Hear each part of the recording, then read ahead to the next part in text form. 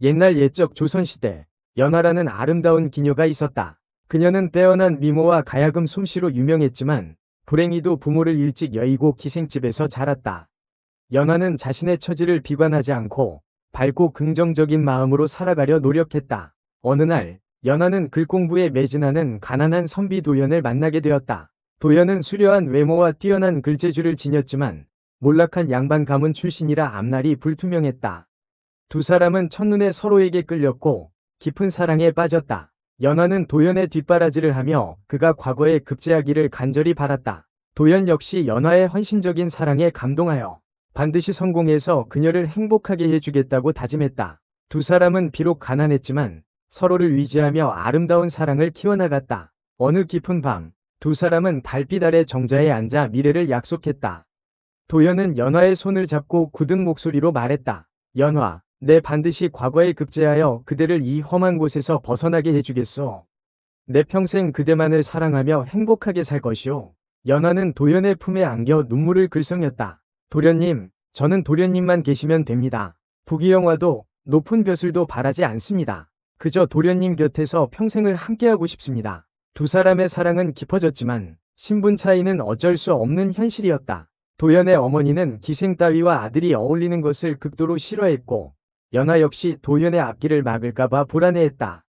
그러나 두 사람은 서로를 향한 뜨거운 마음을 꺾지 않았다. 밤이 깊어질수록 두 사람의 사랑은 더욱 깊어졌다. 연화는 도연의 품에 안겨 그의 따뜻한 체온을 느꼈다. 도연은 연화의 머리카락을 쓰다듬으며 그녀의 향기에 취했다. 두 사람은 서로의 입술을 탐하며 뜨거운 밤을 보냈다. 연화는 도연의 품에서 처음으로 여자가 되었고 도연은 연화에게 자신의 모든 것을 바쳤다.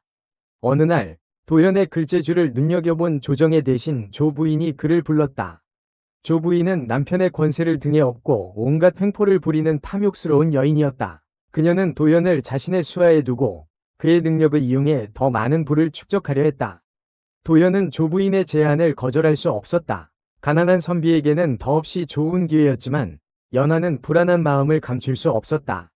그녀는 도연이 권력의 맛을 보면 변할까봐 두려웠다. 도련님, 부디 조심하십시오. 권력은 사람을 눈멀게 하고 탐욕은 끝이 없습니다.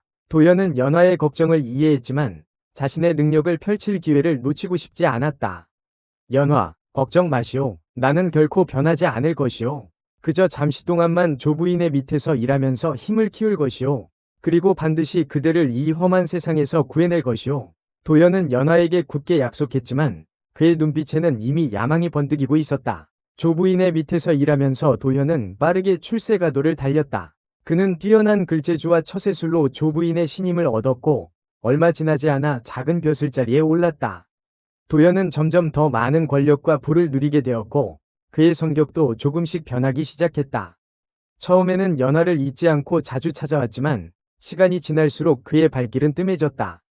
연화는 도연의 변화를 느끼면서도 그를 믿고 기다리려 애썼다. 그러나 그녀의 불안감은 점점 커져만 갔다. 어느 날 도연은 화려한 비단옷을 입고 연화를 찾아왔다. 그는 예전처럼 다정하게 연화를 대했지만 그의 눈빛에는 이미 낯선 기운이 서려 있었다. 연화, 내 곧 더 높은 벼슬에 오를 것이오. 그러면 그대를 위한 좋은 집을 마련하고 편안하게 살 수 있도록 해주겠소. 연화는 도연의 말에 기뻐하기보다 슬픈 마음이 들었다. 그녀는 도연이 자신을 사랑하는 것이 아니라 자신의 성공을 위한 장식품으로 여기는 것 같았다. 도련님, 저는 그런 것을 바라지 않습니다. 그저 예전처럼 도련님과 함께 소박하게 살고 싶습니다. 도연은 연화의 말을 이해하지 못했다. 그는 이미 권력과 부의 맛에 중독되어 있었고 연화의 순수한 마음을 잊어가고 있었다. 연화, 무슨 소리요? 이제 우리는 더 이상 가난하게 살 필요가 없어. 내가 그대를 세상에서 가장 행복한 여자로 만들어주겠어. 도연은 연화의 손을 잡고 달콤한 말들을 속삭였지만 연화의 마음은 점점 더 멀어져 갔다. 조 부인은 도연을 자신의 사람으로 만들기 위해 아름다운 혜원이라는 젊은 여자를 소개했다. 혜원은 겉으로는 순종적이고 착해 보였지만 속으로는 질투심과 욕망이 가득한 여자였다. 그녀는 도연을 유혹하여 그의 마음을 빼앗고 연화를 몰아내려는 음모를 꾸몄다. 혜원은 도연에게 끊임없이 아첨하고 그의 비위를 맞추며 환심을 샀다. 도연은 처음에는 혜원을 경계했지만 그녀의 교묘한 유혹에 점차 빠져들었다. 그는 연화에게 소홀해졌고 혜원과 보내는 시간이 많아졌다. 연하는 도연의 변화를 눈치채고 괴로워했지만 그를 믿고 기다리려 애썼다. 그러나 혜원의 존재는 그녀에게 큰 위협이었다. 혜원은 연하에게 노골적으로 적의를 드러냈고 그녀를 모함하여 기생집에서 쫓아내려는 음모를 꾸몄다. 어느 날 밤, 도연은 술에 취해 혜원의 방에서 잠이 들었다. 혜원은 이 기회를 놓치지 않고 도연의 옷을 찢고 자신의 몸에 상처를 낸 뒤 도연이 자신을 겁탈하려 했다고 거짓 소문을 퍼뜨렸다. 조 부인은 이 사건을 빌미로 도연을 압박했다.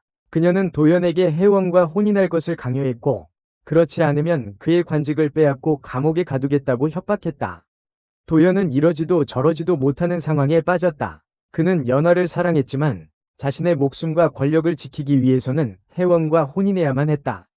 결국 도연은 조 부인의 협박에 굴복하고 혜원과의 혼인을 결정했다. 이 소식을 들은 연하는 큰 충격을 받았다. 그녀는 도연에게 배신당했다는 생각에 절망했고 삶의 위욕을 잃었다. 도련님, 어찌 저에게 이러실 수 있습니까? 저를 버리시고 그 여자를 선택하신 겁니까? 도연은 연하의 눈물에 가슴이 아팠지만 이미 돌이킬 수 없는 상황이었다. 연하, 미안하오. 하지만 나에게는 다른 선택의 여지가 없어. 부디 나를 이해해 주시오. 연하는 도연의 차가운 태도에 절망했다. 그녀는 더 이상 그에게 아무런 기대도 할 수 없다는 것을 깨달았다. 연하는 모든 것을 잃고 기생집에서 쫓겨났다. 그녀는 갈 곳도 위지할 사람도 없는 신세가 되었다. 절망에 빠진 연하는 스스로 목숨을 끊으려 했지만 마지막 순간에 그녀를 구해준 사람이 있었다. 그는 바로 연하의 친척 아저씨인 박삼촌이었다. 박삼촌은 연하의 딱한 사정을 듣고 그녀를 자신의 집으로 데려갔다. 그는 연하를 따뜻하게 위로하고 새로운 삶을 시작할 수 있도록 도와주었다. 연하야, 너무 슬퍼하지 마라. 세상에는 나쁜 놈들만 있는 것이 아니다. 아직 너를 아끼고 사랑하는 사람들이 많다는 것을 잊지 마라. 박삼촌의 따뜻한 보살핌 덕분에 연하는 조금씩 기운을 차렸다. 그녀는 지난날의 상처를 딛고 새로운 삶을 살아가기로 결심했다. 한편 도연은 혜원과 혼인했지만 행복하지 않았다. 혜원은 사치스럽고 방탕한 여자였고 도연을 진심으로 사랑하지 않았다. 그녀는 오직 도연의 권력과 재물을 탐했을 뿐이었다. 도연은 점점 더 깊은 후회에 빠졌다. 그는 연하의 순수한 사랑을 잊지 못했고 자신의 어리석은 선택을 저주했다. 그러나 이미 엎질러진 물이었다. 어느 날 도연은 조부인과 혜원의 음모에 휘말려 모든 것을 잃게 되었다. 그는 관직에서 쫓겨나고 재산을 몰수당한 채 감옥에 갇히는 신세가 되었다. 혜원은 도연이 몰락하자 그를 버리고 다른 남자에게 떠나버렸다. 감옥에 갇힌 도연은 자신의 어리석음을 표저리게 후회했다. 그는 연하에게 용서를 빌고 싶었지만 이미 너무 늦었다는 것을 알고 있었다.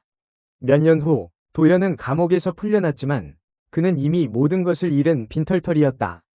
그는 연하를 찾아 헤맸지만 그녀의 행방을 알 수 없었다. 어느 날 도연은 우연히 박삼촌을 만나게 되었다. 박삼촌은 도연에게 연하의 소식을 전해주었다.